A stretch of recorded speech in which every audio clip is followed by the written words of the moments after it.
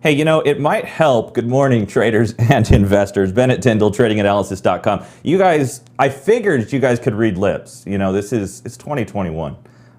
Hey, good morning. Thank you guys so much for tuning in. We do apologize for getting started a little bit late and some of the technical difficulties. I actually switched to a dedicated streaming computer. So I've got my trading desk on the other side of the office. I've got the dedicated streaming computer now. And in the process of switching to a dedicated streaming computer, I added additional capture cards for more cameras, more desktop captures. And this morning when we loaded into our mixing software, you should have sound now. When we loaded into our mixing software, it disconnected my mic. So I had to manually add it. I do apologize there.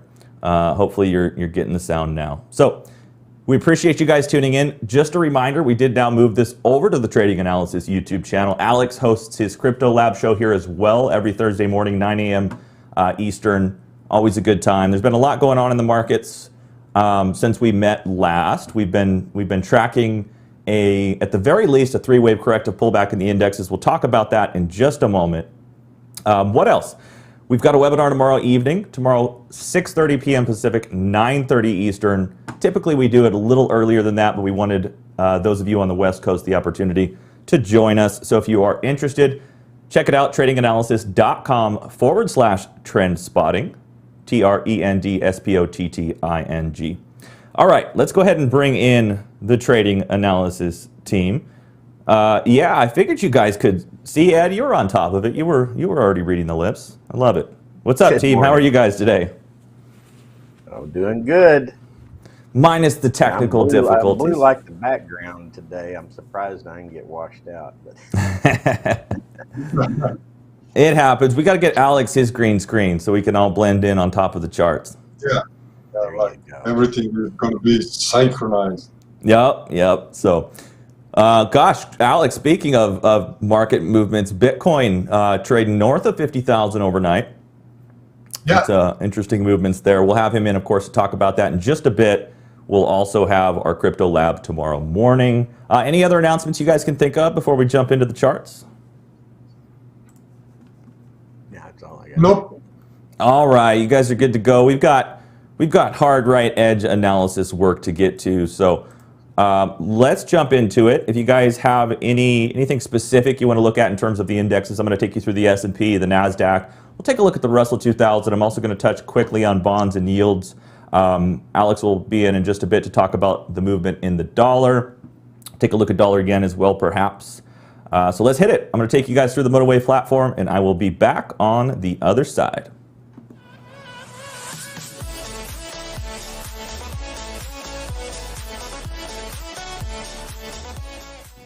All right, good morning once again, and we appreciate you guys tuning in. Let's jump into it.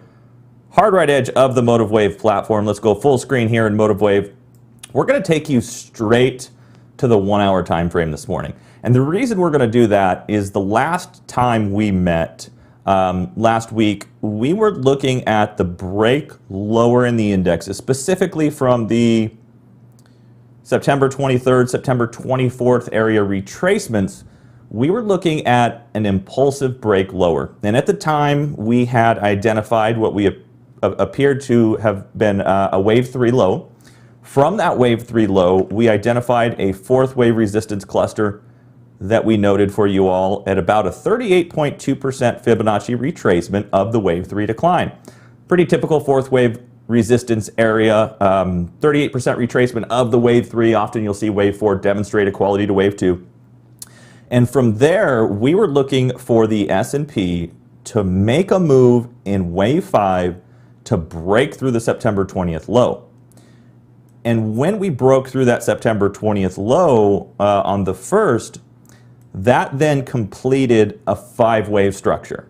So simple Elliott Wave zigzag patterns, the subdivision of them includes a 5-wave mode of decline. It could be mode of impulsive or mode of diagonal. Impulsive structures don't have overlap between 4 and 2, where mode of diagonal structures require the overlap. So with a zigzag, you have 5 down, some sort of a counter trend corrective retracement. You can even print a triangle in a B wave, but that's a little bit more of an advanced Elliott Wave topic. And from there, we look for another 5-wave decline in C. For some reason, MotiveWave doesn't want to decompose that, probably because there's no price bars there to attach to. So now in the S&P, we have a completed 5-3-5 structure. But as we mentioned last week, the 5-wave decline into October 1st doesn't necessarily have to be all of our C-wave move. This 5-wave structure could prove to just be wave 1 of 5, and that's exactly what I think is happening now.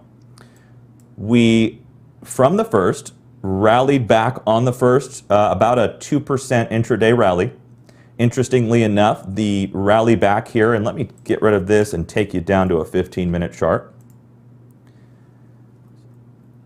So from October 1st, we rally in a measured move 3-wave advance. When I say measured move, the high of day last Friday was like 1 point off equality to the initial ramp to the upside. So we get 3 waves back, and then it's promptly faded on Monday into a new low.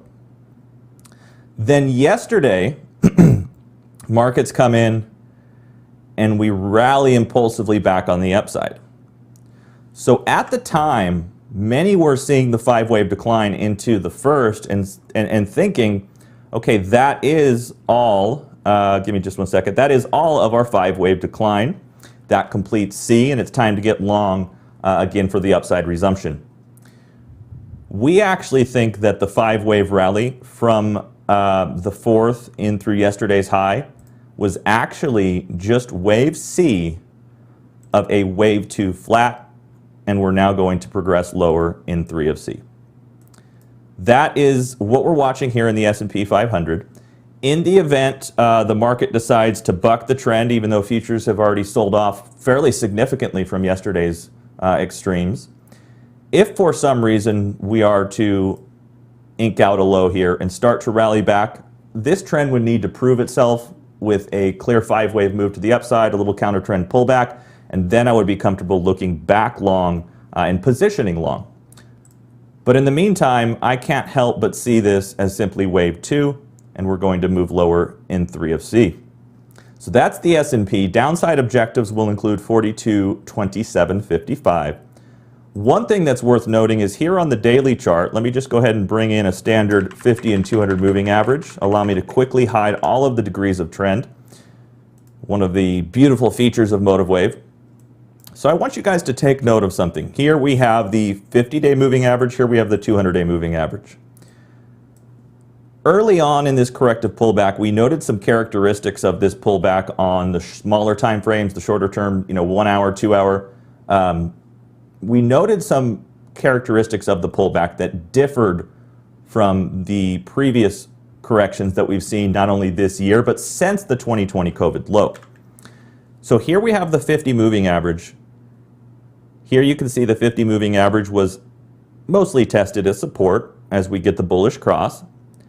In the September through September 23rd pullback, we actually find support here on the 50, bounce, move straight south of the 50, move right back over it, sell off in a C wave, and then we continue. There have been numerous instances of support demonstrated at the 50-day moving average in the S&P 500. But very similar to the different characteristics that we saw on the 1 and the 2 hour chart, we also see here on the daily. Let me zoom in now and show you what price action recently did with the 50-day moving average, and I'll delete our trend lines here. So as we rallied back from the September 20th low, we actually turned the 50 moving average into resistance. That's the first time we've done this since the COVID low. That opens up the door south of the 100 moving average, which I don't have on this chart, and that opens up a door back to the daily 200 moving average. Now, it's worth noting that we continue to remain optimistic in the long term and still see this market as contained in a higher degree uptrend. So even if this proves to be the larger wave 2 pullback that ultimately takes the S&P south of a 10% correction and the Nasdaq south of 15%, because remember, if this is a higher degree structure, it needs to be of a larger magnitude than any counter trend pullback that we've seen since the COVID lows. But even if that's the case, we're viewing it as an entry opportunity. Now over to the Nasdaq. Let's do the same thing. We're going to take you right to the 1 hour chart for starters. And here in the Nasdaq, from the September 7th high in this case, we have a leading motive expanding diagonal. So here's your overlap requirement in 4 and 2. You have progressively larger segments of this particular motive wave. 3 is greater than 1, 4 is a larger net percent retracement than 2, and 5 is greater than 3. In the Nasdaq, we rally back in a precise measured move retracement. It really doesn't get any more clear than that once the breakdown from the measured move rally occurred. We rallied back into the 61% retracement. It's always fascinating. I got to hit the pause button here and zoom in. Looking at the Nasdaq here, after this correction from the 7th through the 20th, which netted was about a 5.6% correction, we have a sharp impulsive move up here into the 21st. If you were to measure that impulsive move up and project it from this little sideways consolidation pattern and look for equality of that A wave up in C, it took you exactly into a 61% retracement. Really fascinating. So here in the Nasdaq, we do the same thing. 1, 2, down in 3, up in 4, ending expanding variety diagonal. Possible. You'll notice here, unlike the S&P, the Nasdaq actually met equality of C and A. But I put out a chart with our clients yesterday and said, I'm just not there yet. I do think that we could be gearing up for a secondary move in that C wave position. And I think we just did a flat here as well. We'll let the futures session kind of carry into the cash session open. If you start to break impulsively lower, I'm going to be looking for a move back to the daily 200 moving average in the S&P. So that's the Nasdaq. And again, if we are for some reason to defend, south of the fourth low, the Monday low, maybe the correction's complete, but I just don't quite see it yet. Okay, Russell 2000 small caps, we will touch on. The Russell 2000 is a little tricky, as well as S&P mid-cap 400 chart. It is still very sideways. We've been in about an 8-month sideways pattern, so we'll hold off on that. One other dynamic that we're watching is, of course, the movement in treasuries. Here's the 10-year yield wave count that we're tracking with our clients. If you hold support here at 1.46 to 1.47, we could be looking at a move up back towards the March 1.75% high. And I do think that's going to continue to pressure growth stocks, high multiple, growth in tech stocks. So we'll see what happens with that. Obviously tracking the structure in the dollar for implications as well. And yeah, that's it from me this morning. Let's go ahead and bring back in the trading analysis team. All right, gentlemen, what do you think? Think we're going lower? Yeah, for sure. Looking at the futures this morning, they were down over 1%. Yeah, heading into the open here. So yeah, we've got another push lower. The question will be, where do we get the recovery play from? Yep, And, absolutely. So my theme is that I've been telling the clients is be looking for that strength in the face of market weakness. Start building your watch list for this next big rally. So if Optima behaves here, it's giving me some fits. If Optima behaves, I'll take you in, show you some of the stuff that I'm looking at here. Sounds good. And that's an excellent point, Terry. So many people have a tendency to get caught up in the volatility, get caught up in the pullback, and fail to take advantage of it when we ultimately meet support and begin our move back on the upside. So, all right, let's go ahead and we'll take you through sector focus, and we'll be back on the other side.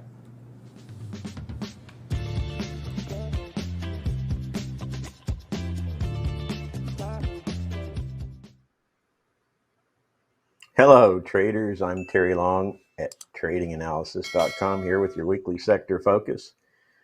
As Bennett just shared with you, last week was another rough week for the markets, but towards the end of the week, we did start to see some rebounding action in the markets temporarily. This market data here is for the week ending October 1st, and this rectangle here is for the month of September. And as expected, in a typical seasonality effect, the major indexes moved lower in a larger degree correction than what we've been seeing.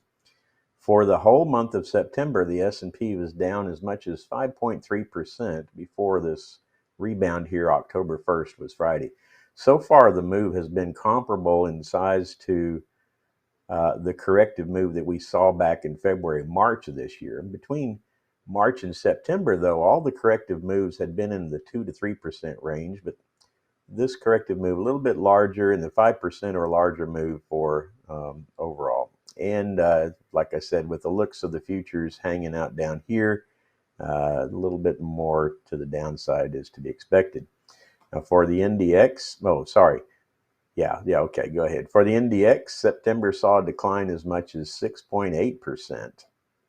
So a larger drop than the S&P before Friday's rebound. We did get a 5.4 net, I think, on the whole month. So both moves are just in that range there. You can see here Monday the NDX pushed even lower. And this last week of September here really was the big kicker. If you look at each one of these smaller red rectangles, they represent the weeks, right? So you can see we had a 1.36 decline, a 0.69, a 0.02, and this last week of September was where the NDX really took it on the chin, down 3.5%, all in this very last week of September. Now, countering those broad sector declines, energy saw a huge recovery week, rising 5.78% just in 1 week. And healthcare and technologies last week were the week's worst performers, down 3.5%, 3.28%, respectively. We'll move this out of the way and show you what we've seen so far on Monday and Tuesday.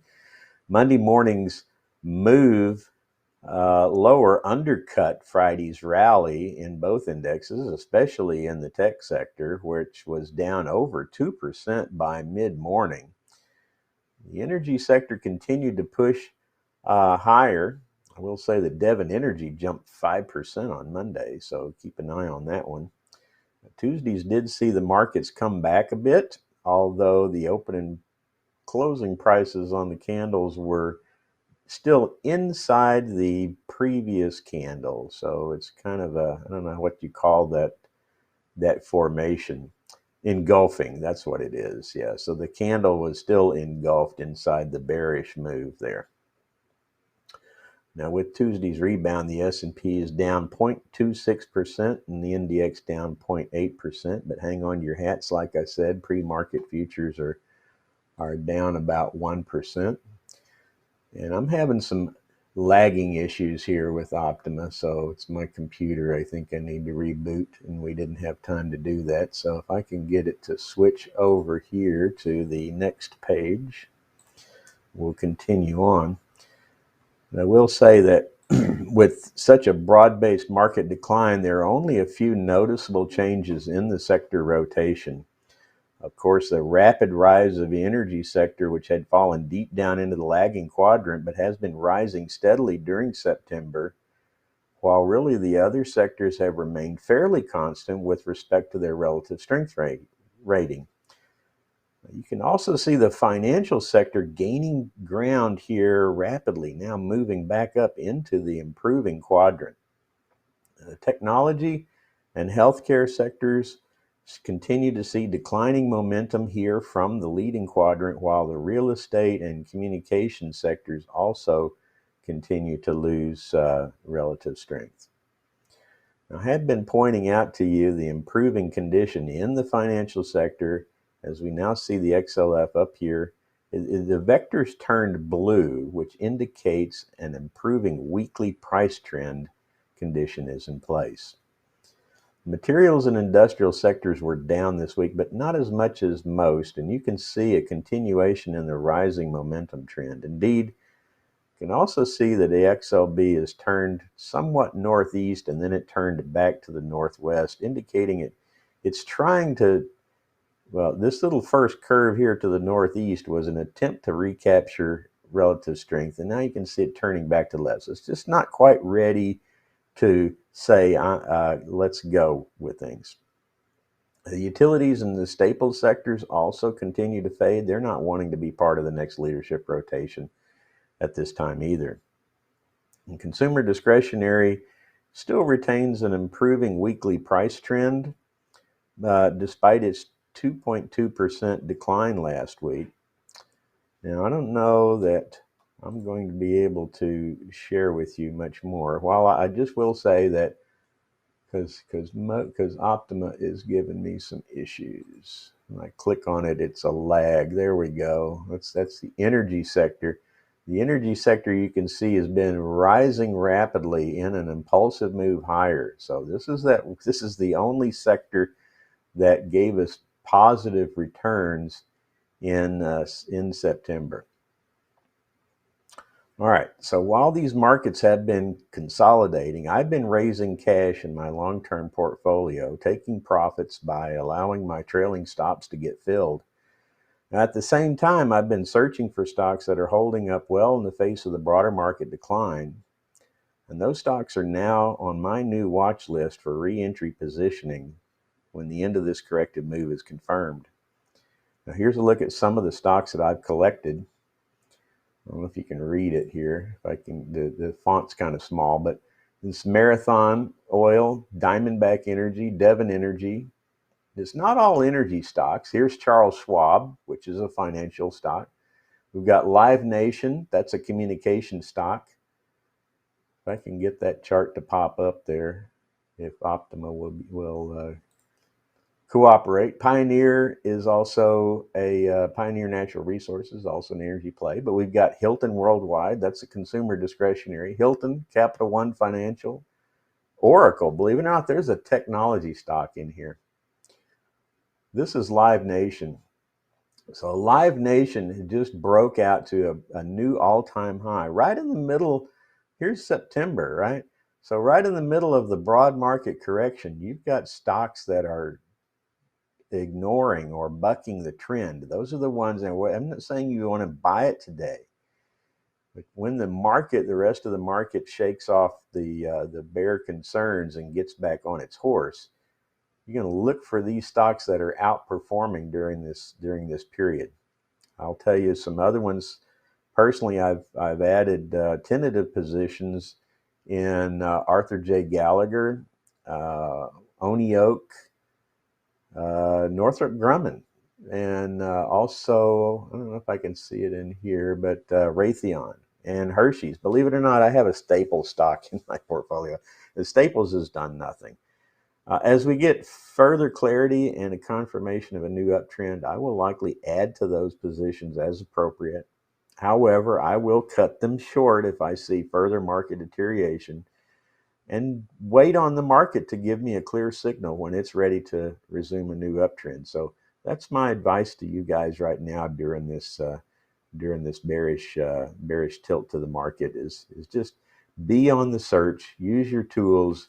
I will tell you one more thing before I close. It's not part of my script. Just take a look here at the relative rotation. This is the collection of stocks. This is the type of pattern that the behavior. All of these stocks here are in this blue weekly improving trend, or these over here in the green are already still in the leading quadrant or in the leading part of the relative strength. So these are the patterns that I look for stocks that want to either continue to be leaders or are the next set that are ready to come and jump in and be leaders. When you're over here on the right side of the polar axis here, your relative strength is outpacing your benchmark S&P. So I hope you guys can take note of that, and wish you the best. Bennett, back to you. Much appreciated, Terry. Thank you so much. Hershey's. Hey, man, everybody loves chocolate. That's an interesting chart. And to Terry's point, there are many stocks, not just industry groups within sectors, but even a handful of stocks within industry groups in various sectors that continue to do well. Even growth and tech names. You got to be selective in a market environment such as this. All right, Mr. Alex, sir, we're going to pass the presenter mode your direction. Sure. And again, guys, tomorrow morning, 9 a.m. Eastern, right here on the Trading Analysis YouTube channel, we do have Crypto Lab. All right, sir, are you ready to hit it? Yeah, let's go. Here we go.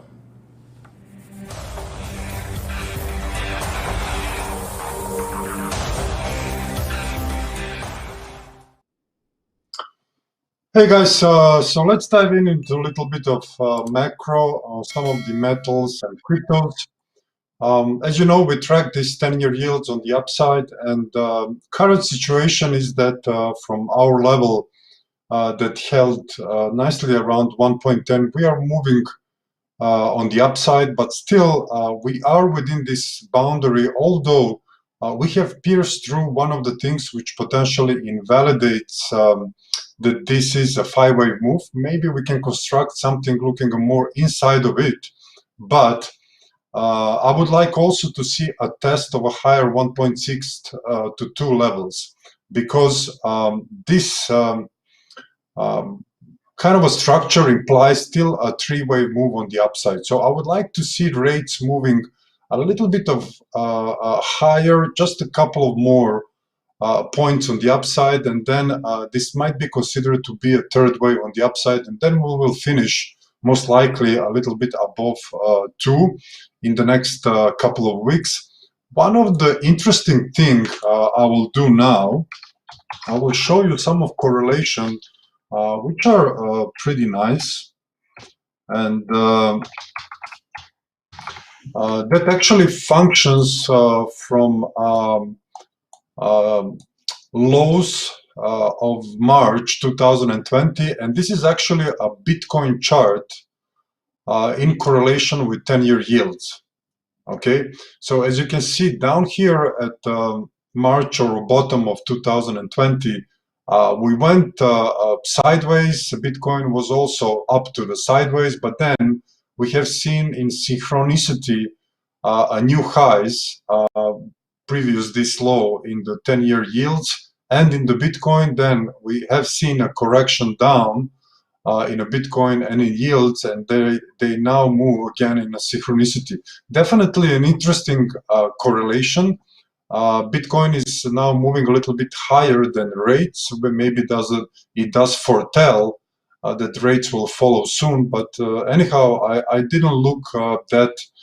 I saw a guy on Twitter today which compared these two, and it looks like very interesting because it seems that there is a kind of a same correlation between, at least for 1 year, between these two, and dollar is moving higher. So that was my thesis when I said that Bitcoin and dollar is moving in synchronicity for the last 10 years.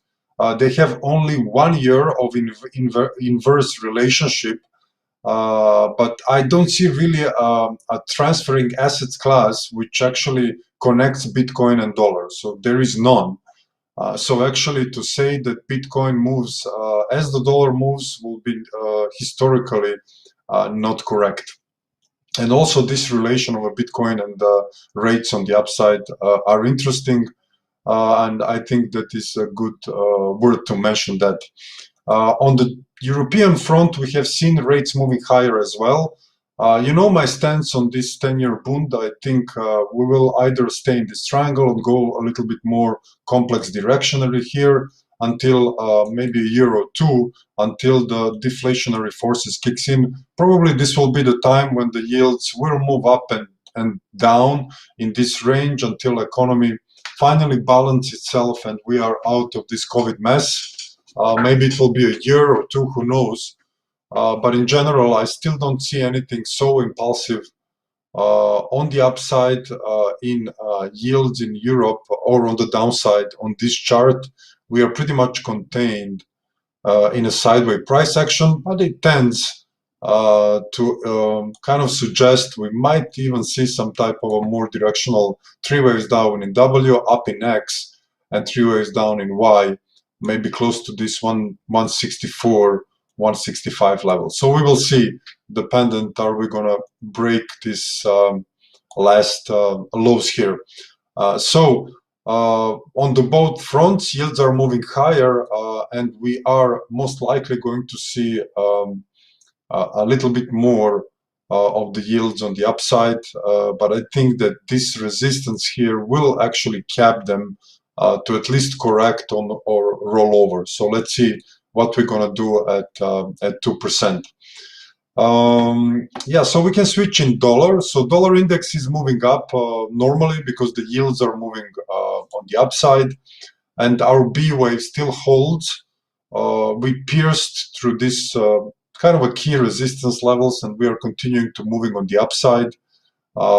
Current wave structure implies that until the end of the year, we might be trading until 95, 96, even 97 on the upside. So we are going to keep, and our outlook for the pretty much last couple of months was that we are going to see a pullback after this truncated fifth wave on the move down in dollar from this COVID crisis. And this is the only instance which I showed before that Bitcoin and the dollar actually move inversely from these levels here. And you have to understand also that things that affect dollar are far more different that they affect Bitcoin, and they're completely two different asset classes with no correlation of the intermediary asset classes the dollar have as the reserve currency of the world. So I will say we are already 1 year in an inverse correlation, but up to then it was a 10-year of basically both of them moving in the same direction. So we stay positive on dollars. If we move up a little bit more in rates, dollar will of course continue to move higher. As we see this move up in yields, there should be reflected in gold at least for some time. So in that respect, we do have some potential lows here in gold. There is 5 waves up, so I still think we are in some type of this triangulation, and we expect a move up most likely in a D wave. And as I said last time, I have marked this as a triangle just because we have a key level actually around 1670, holding pretty nicely with these two tries to pierce through it. And from there we have seen a 5 waves up and a type of a complex correction down. So we might be seeing one more push on the upside up to 1850 before again a relatively larger correction plays out in a possible E wave, and then around the new year or end of November, December, we might see this E wave plays out and we start to see something more on the upside. I think silver is in the same. For the other bearish scenario for gold, the clock is ticking. Dollar is moving up and actually gold doesn't follow, which is a sign that some of the investors are trying to actually measure gold as against inflation, and that inflation usually is a thing which will move gold higher, but when we go over, let's say 3%, maybe they're looking for longer durations. But anyhow, gold looks bullish, and the fact we didn't pierce through this, I'm going to stay positive for the further move on the upside. Same situation is in silver. We have reached our targets that we have been discussing for a couple of months back. We are trading around the support levels. I think we have a couple of more small legs to do. I expect this to be a final move in this potential A wave in this flat. So this will be an A wave down in the 5th wave, because these diagonals in the C wave of the overall flat should have a 5 wave sequence, and I think we are in the last of this 5 wave sequence to the downside, and potentially we can see a reversal down November, December to the upside of silver as well.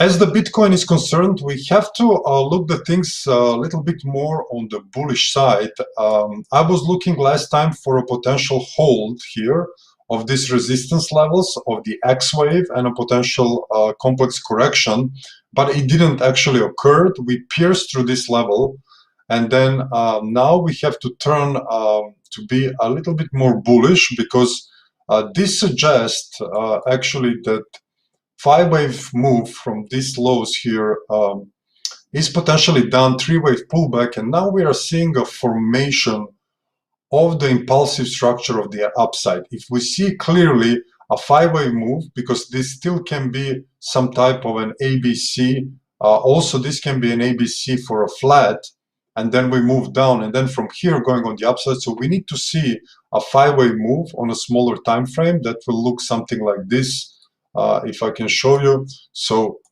we are, as you can see, trading pretty impulsively on the upside, which is some type of a wave 3. As you can see, we have a relatively vertical expansion, especially now.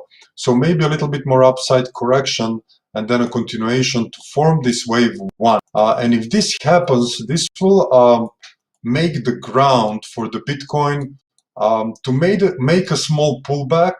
And usually it is quite logical, because if you have a development of the primary degree for this potential move on the upside, then the secondary degree pullback should be much less in duration than this one, because the wave 3 of 3 should kick in a pretty vertical affair on the upside, as you can see here, here, and on many other instances. Wave 3s are usually pretty sharp and rapid, and we should be pretty much soon at 100K. If we see a 5 wave move and a pullback down back to this 50K, which is going to be a key support level, especially if we stop at a 4th wave there.